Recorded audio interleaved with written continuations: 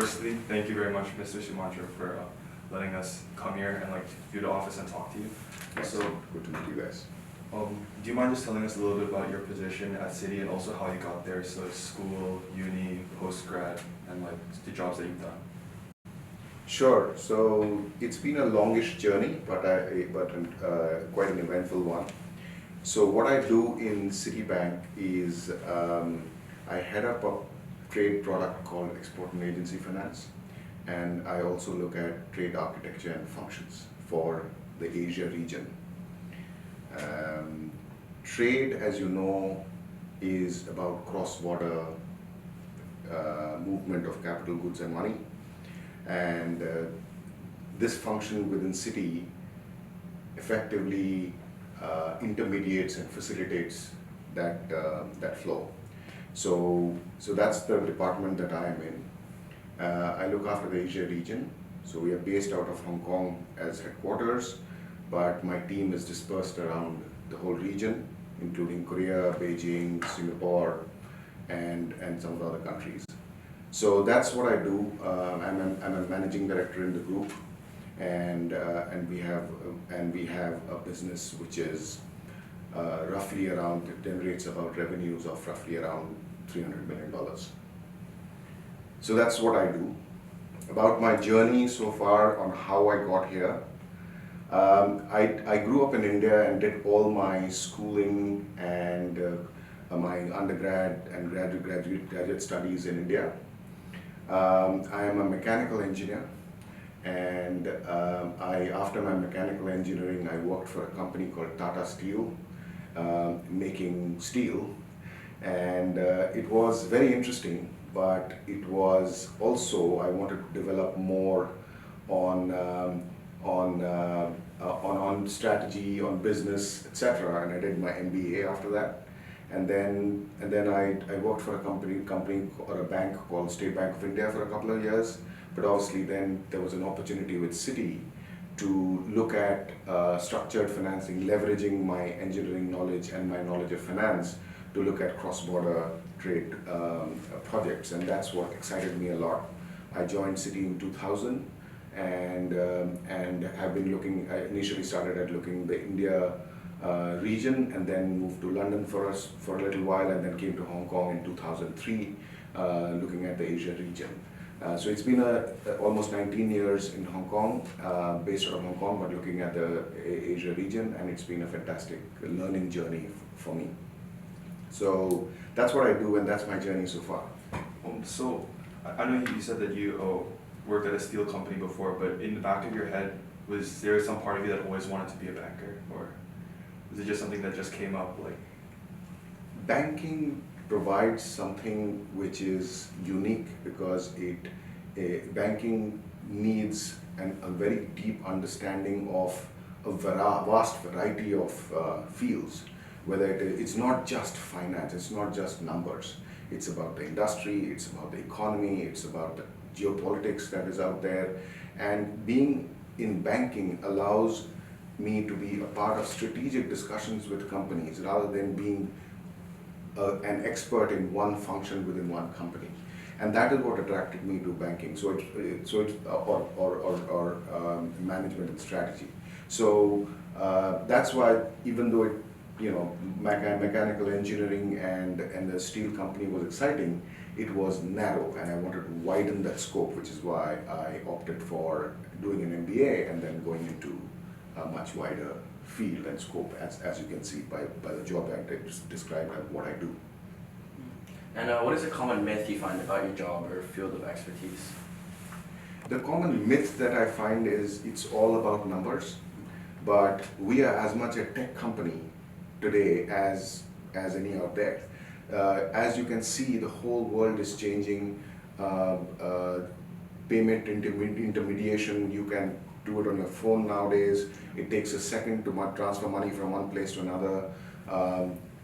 The dynamics of the industry as a whole, the macroeconomy is changing. COVID has given us a wake-up call where we have to be very resilient, and the need for resilience has become paramount. So in this constantly shifting world, it is not just about the numbers or just about the finances or just about the revenue that a company makes or a bank makes. It's about adapting to the new technologies, the new frontiers, leveraging social media, leveraging the changing buying behaviors of consumers, and responding to the geopolitics, which is a very dynamic landscape as of today. So the common myth is being in banking is just about numbers. It's not. Yeah. Thank you. What's your biggest failure or mistake that you made in your career, and how have you learned from it? One of the biggest mistakes that I have done in my career, which is very common as well, is being obsessed about growth and am I better than somebody else? Am I ahead in the rat race, as they call it? Whereas one has to constantly focus on making sure that you're learning at every stage. And if you're learning at every stage, picking up new things, then that's in itself is an excitement, and the growth will automatically happen. So many people and many new joiners are very enamored by, oh, I have to become the CEO, I have to become the region head, etc. But it is the focusing on the journey rather than destination is what many people forget. And I made the same mistake initially. But then you discover that if you are focused on making sure you're learning, you're taking on new challenges, because that becomes one of the most difficult things. Taking on new challenges and coming out of the comfort zone is not comfortable. And that's why I think many people try to cling on to what they're comfortable with and look to the destination or the target rather than the journey itself. So that's the mistake I think I made in the initial years, but then I learned it the hard way, and I am where I am because I focused on learning. Okay, thank you. So, with how hectic and unpredictable everything has been recently, we've seen a lot of crazy stuff on the news. Yeah. How has the trade business been recently? So trade, as I said in the beginning, is about facilitating cross-border flows. And in an environment when there is geopolitics, where there is concerns around supply chain, concerns around international movement of goods, etc., facilitating that becomes a key constraint, a bottleneck. So nowadays, I think the biggest opportunity and biggest threat, if you want to call it that, is the same thing. Because of the, let's say that you take the Russia-Ukraine war, or you take COVID, one of the biggest things that's happened is it disrupted the supply chains. And because of that supply chain disruptions, what happens is flow of goods becomes unpredictable, and the companies have to lock up a lot of their finances and their cash in inventory and making sure that they have enough for that they want to produce. All that needs more funding and more cash, but the economic prospects of those companies are under stress because the market is stressed because of lockdowns and so on. So that's one of the biggest threats. So from a trade perspective, we also see this is one of the times when companies and our clients need us, because of the precise reason that I outlined of the changing and the difficulties that are there in the marketplace. So we have seen our business being needed more, which is why the prospects of our business is very good. However, at the same time, we are seeing the environment being very, very challenging from a credit perspective, where companies are facing difficulty in making sure that they can have the cash to survive through the lockdowns and the disruptions. And so balancing that the client need with what we call the risks and the credit aspects is also the biggest challenge during these times, because of the changing and the changing dynamics of the whole market that as you outlined. So interest rates have been increasing for a specific reason around, mainly driven by concerns around inflation. Now, why has inflation happened in the global economy? Because many countries have started to come out of the COVID lockdowns, and the economy is growing at a pretty fast pace. And what that does is demand gets created, and that is what is driving a lot of the prices up, which is inflation, causing inflation. There are other factors as well, but this is one of the main factors. And then what it does is, in order to manage that inflationary trends, you have to increase interest rates. With interest rates rising, obviously, it is both important to manage through that. Managing through an interest rate cycle is very important, rather than being, rather than it being a constraint to our business or anything like that. So, what we as a bank do, at the bank we are an intermediary, so we raise funds and we also lend funds. So for us, when the interest rate goes up, our cost of borrowing goes up. And then we are on the other side, when we lend to our customers, that cost is also going up. So we're basically balancing these two aspects, which is the tricky part as a business that we have to manage, making sure that our clients don't suffer because we don't pass on, or we pass on the increase that we are facing in a proper way. So balancing this is what we do nowadays, and that's what we need to manage well for ourselves. What opportunities do you see in the current market conditions? As I said, I think the whole marketplace is changing. Technology being integrated into the business is the biggest driver or the paradigm shift that we are seeing. The expectation from clients in the market is that at a push of a button, they should be able to get the service that they want. It's just very similar to what you as a consumer are facing and want today. You want to press a button on your phone and you want your Deliveroo or whatever food delivery company to deliver within 10-15 minutes, half an hour. It's the same in the banking world. So integration of technology so that companies and the treasurers and CEOs can, when they press a button, make sure that their supplier is paid somewhere else in the world in an instant, rather than having to transfer complicated documents which used to take weeks or sometimes days to get close. So the whole space is changing, and that's the integration of technology is one of the biggest changes that we are seeing. The other thing that we are seeing is earlier there was a whole focus around concentration of very large capacities, like China became the manufacturing base of the entire world. Now everybody is looking to disperse and make sure that they have many facilities all around the world, and that's what we are facing. That's another thing that is changing in the current marketplace. What country or countries have you seen benefit the most from the situation?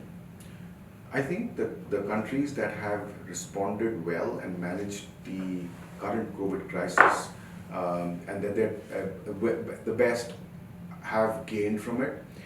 The other point that I made around concentration of supplies centers, like you can have, I'll give you an example. You can have a very large manufacturing capacity sitting out of a country like China or Taiwan or somewhere else or Indonesia, and you have to ship it globally. If there are lockdowns and there are constraints in the shipping side, and you can't ship out the goods, then you disrupt the supply chain, as we call it. So I think that is what is changing. Companies and banks like us are facilitating effectively companies that are looking to spread out much more. So that is the key theme that we are seeing, where countries like Vietnam, for example, countries like Indonesia, countries like India, and countries like Bangladesh, small countries in the region, are benefiting because a lot of money is coming in for setting up new facilities, new projects, new factories in all of these countries, so that companies don't have to depend on one massive facility sitting in one country. And if that locks down and gets disrupted, then they have a problem. Whereas they can have many manufacturing sites all over, so that if one locks down, then the other one is still manufacturing. So because of this dispersion in countries like the ASEAN countries, as we call it, in Indonesia, Vietnam, Thailand, Malaysia, these are all the beneficiaries of the current situation. Country like India, for example, is benefiting a lot. And some of the, not losers, but some of the countries that are facing impact are countries like China, where some of the capacity is actually going away from China to some of the other countries. Have you seen like countries with more natural resources so like benefit more with the situation because they don't really have to rely on other countries? For example, like Indonesia, they're really rich in natural resources. So, So it's a good question, and I'll talk a little bit about natural resources, and then I'll come back specifically to your question around Indonesia. Natural resource is a strategic resource for countries. So, for example, if you take a country like Japan, which is very rich, but they don't have natural resources, they don't have oil, they don't have food grains, they're not sufficient, or they don't have, if you take a simple element like coffee or simple, beverage like coffee, they don't have their own coffee beans, they have to import it everywhere else. So natural resource becomes strategically important, and if it is disrupted, going back to my earlier point, then the prices go up, and the burden is on the country. So security of natural resources, as we call it, is become very, very important for many countries. If you don't have it, then you're exposed to risk. For example, you're seeing the Russia-Ukraine situation, and what that has done is that it has disrupted the flow of oil and gas between countries, and that is what pushed up the price. And then those countries that are dependent on import of natural resources like oil, coal, iron ore, etc., have to pay more. So I think what we would call securing strategic sources of supply is very, very important for countries. So obviously, if a country has a lot of natural resources like Australia, like Indonesia, and Brazil, etc., they gain a lot. There are certain nuances and certain complications that you have to think about. You took the example of Indonesia. Indonesia has a lot of raw material resources, but they don't have enough facilities to process that. So on one hand, they have a lot of natural resources, but in order to process them into the end product, you have to ship it out and then import it back. So in a way, even though you have the base natural resources, you still rely on the imports for your finished goods, which is why having the natural resource is one part, but being able to process it to the product end is also an equally important part that has to be looked at. Do you mind elaborating on specifically to your business, what type of products you look for or handle? Yeah. So there are two parts to my responsibilities. The first one is I facilitate project finance, so financing very large projects, whether they are power projects or they are oil and gas projects or they are telecom projects. Where one of the sectors that has been growing very, very fast in the current environment is telecommunication, internet, broadband, etc. So as companies invest in that, that's what we facilitate. So that part of my business is effectively ensuring financing for companies so that they can expand in that space. On the overall trade part of the business, as I mentioned, it is in the integration of technology is something that's the biggest part of my focus. Did I answer the full question? What is the second part of the question? Just what products do you look for? Are you looking for, or do you already handle right now? Yeah. So at the second part of my responsibility is on the trade side and the trade functions and architecture side. What we do is making sure that whatever we have and whatever trends are out there, I and my team have an oversight to make sure that any risks that are coming out from the changes in macro environment, changes in country situations, changes in the security situation like Russia, Ukraine, etc., the impact of some of our flows and the exposure that we have is managed, and that's what I do. That function is what's called risk and control.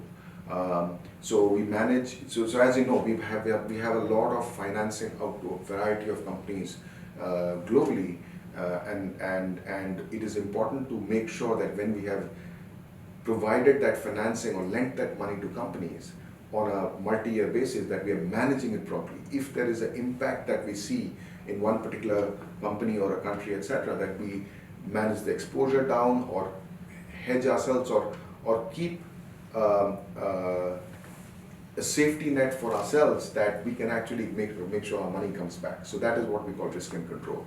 And being in the forefront of all the trends and changes that are happening is what I do from a product perspective, and I oversee that. That's where my over 20 years of experience comes in, where I'm able to hopefully come to a judgment based on a situation as to what is likely to happen next, so that we can prepare for it.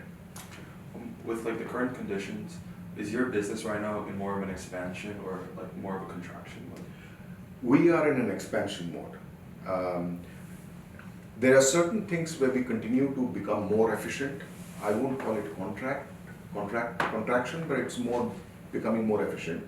So one of the things that we have done as a company is to refocus away from a retail and consumer business, a finance business and retail banking business, to more corporate banking on a global base, network banking on a global basis. That we continue to have what we call retail and consumer banks in some of the major hubs, but so that's a making our whole platform more efficient. But at the same time, we are on an expansionary mode, because we are integrating more technology into our business. So that means that we need to hire and we need to develop more technology people. So then we are making sure that we are focusing on the areas that are areas for growth for us, while we are becoming more efficient than some of the others. So there's a big part of the bank where we are expanding quite a lot.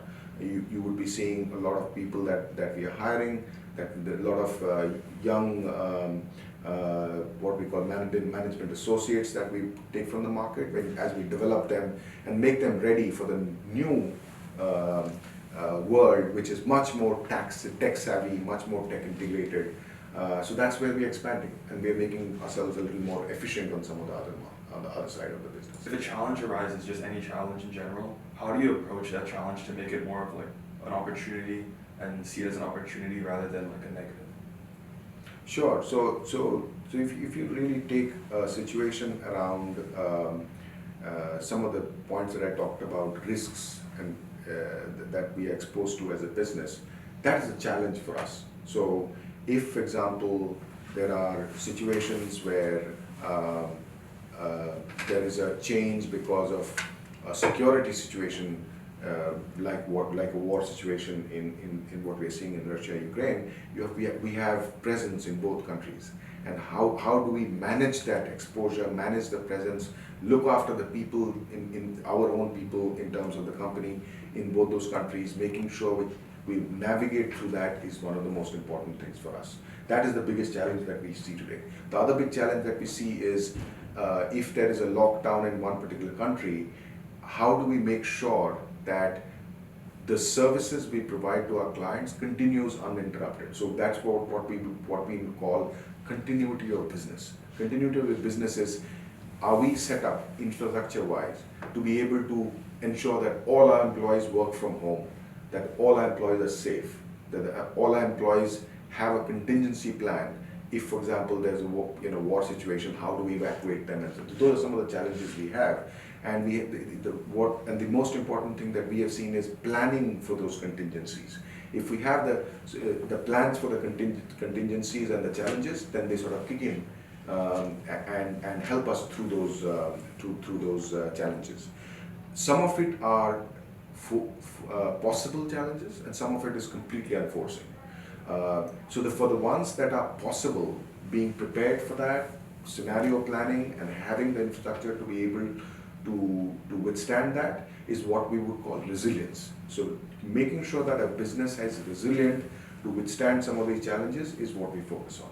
But there are challenges everywhere, and being prepared for those contingency plans is what we focus on. And through your years of knowledge and experience, do you have any rules on investing?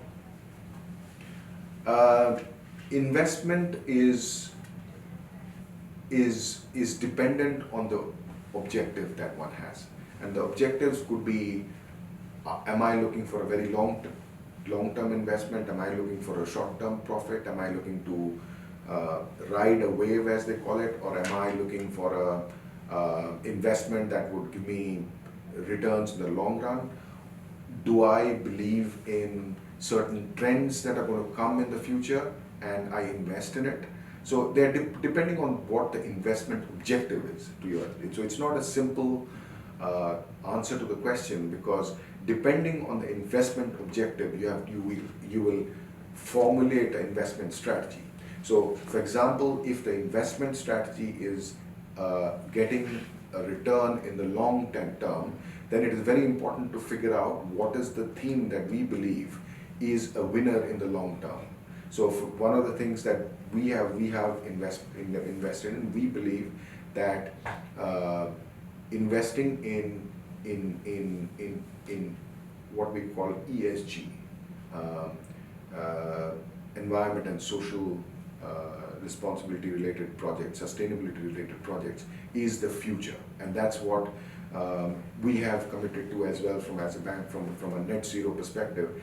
That is a future, and then you have to start investing in them. So from an investment perspective, if we all believe that ESG related and climate related projects or ventures or investments are going to be the most important commodity, let's say in the 10 years, then that's something that we should invest in. And I think it's a very good investment strategy. However, if there is somebody else, or the investment strategies, what are the themes that are there which can give me a return in the next 3 months or 2 months or 1 year, well, then the strategy could be very different. And that could be, investing in themes which will return in that time frame. Then if the investment objective is speculation, where you are thinking about how can I put in something in a thematic way which is going up, and I'll make sure that I can get a abnormal return in the next 2 weeks or 3 weeks. And many people have, but remember, the risks are high there as well. And if you're able to absorb those risks, then fine, and that's a good investment strategy as well. Cryptocurrencies is one of them, where the volatility that is there in the Bitcoin and the other cryptocurrencies is very exciting to watch. So the risks are high, but the rewards can be high as well.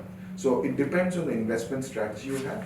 If you have an ability and a deep pocket to withstand a lot of loss, then fine, let's go for the speculative investments and the cryptocurrencies. But it's important to understand some of the dynamics across all of these three.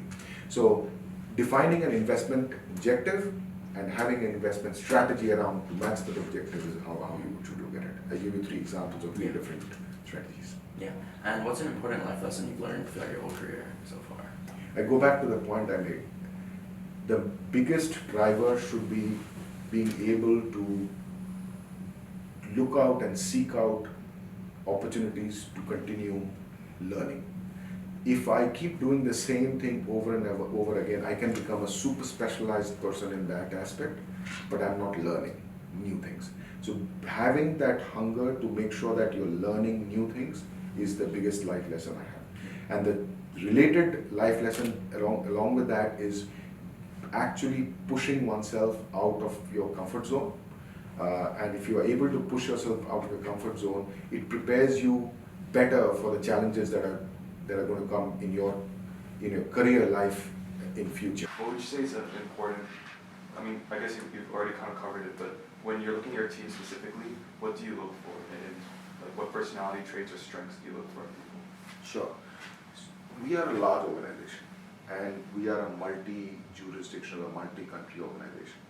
So when we look for people that we want to come on, obviously we look for people who have a foundation of their technical knowledge, technical skills, whether it's analytical skills, financial analytical skills, whether it is economic skill, knowledge about economics, etc., or whether it is whatever else that we're looking for that we want. The technical skills are a base, but one of the more important skill sets or abilities that we're looking for when we hire people is attitude and collaboration. Because as I said, we are a large organization.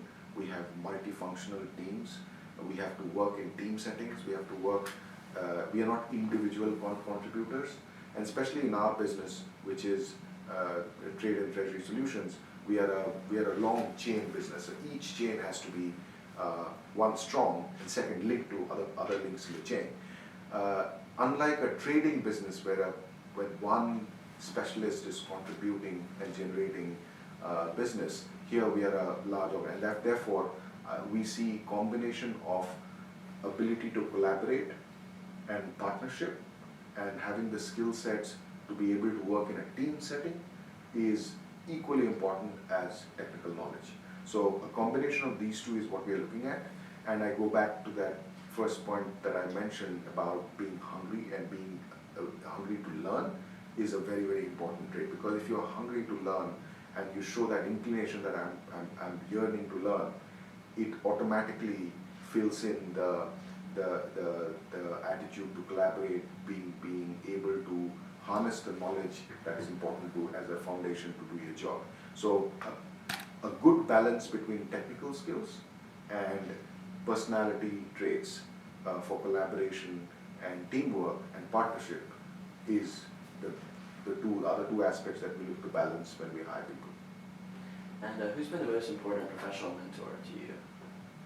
I have had many mentors, but across various functions and various roles that I have had, my superiors that I have worked for in the past are my mentors. But I think in an individual capacity, if you look at some of the call it the mavericks or the people who are able to see something that others did not are some of the people that I really idolize, right? Whether it is people like Steve Jobs who were able to see what is out there before any of us could. People like Bill Gates, people like all of them were able to have that vision that we look at. I don't have a single mentor. I have many mentors, and I believe that being able to work in a collaborative environment and having that partnership ability, actually you gather mentors all along your career. So my superiors that I worked for 20 years ago are continuing to my mentors today. So that's an example I want to give. I do want to give one example of my idol or a gentleman who I happen to meet, etc., but who I think I epitomize as one of the best human beings and managers that I know, is a gentleman called J.R.D. Tata, who was the head of Tata's for a very, very long time before he passed away. He I think is a perfect balance of humility, being able to have a vision and carry it through over decades is what I admire. Yeah. I feel like the next question is just a repetition of like what you've learned along the journey, so we can move on to the next question. You said you have a strong hunger for learning. What drives your hunger for that? It's the joy of learning and discovering something new. If you talk about, let's take the hottest thing that is exciting everybody nowadays is cryptocurrencies. You can think about cryptocurrency, hey, this is an opportunity for making, maybe I get lucky and I invest in something and we can get some good returns. Or you can say, what is cryptocurrency all about? What is the foundation? Being hungry to learn is and having that curiosity is important. So taking the time and investing in that yearn to learn what is behind this is the learning that I'm talking about. And if we do it, automatically you might say, hey, this is actually a very exciting opportunity. Or you say, oh, the risks are too much here and I can stay out of it. So it will translate to something that is tangible, and if you take the right call, later it gives you the most satisfaction, hey, I called it right. So learning and getting behind what is working and how it works is the satisfaction that one is looking for, because the result of learning, you become a better person. You're able to exercise judgment, and that is what is exciting from a personal perspective. People define success differently. How would you describe it? I think the success in my view is being able to gather and use the knowledge that one has gained to something that you can demonstrate success in, and that can be either through success can be defined either through a successful career growth. Becoming a managing director can be somebody's success, but that another person, that's not success. Success is if you are able to work and travel to as many countries as possible. So success for somebody else could be that I have worked in many different functions.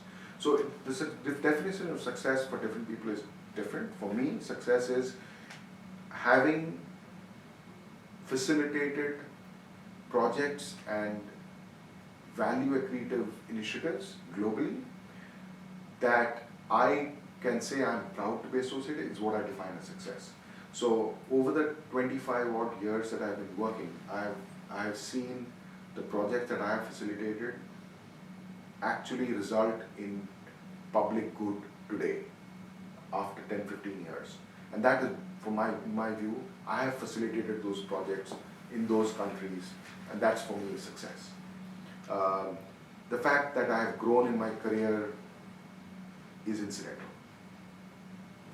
So I have facilitated projects in many small countries. I have facilitated telecom projects to connect the islands of, various islands in countries like Fiji, Papua New Guinea, Vanuatu, etc. I have been involved in projects which have been responsible for changing from fossil fuels to electric vehicles. That is exciting for me. So for me, being able to be associated with projects which provide greater good as a part of my function and as a part of my role is my definition of success.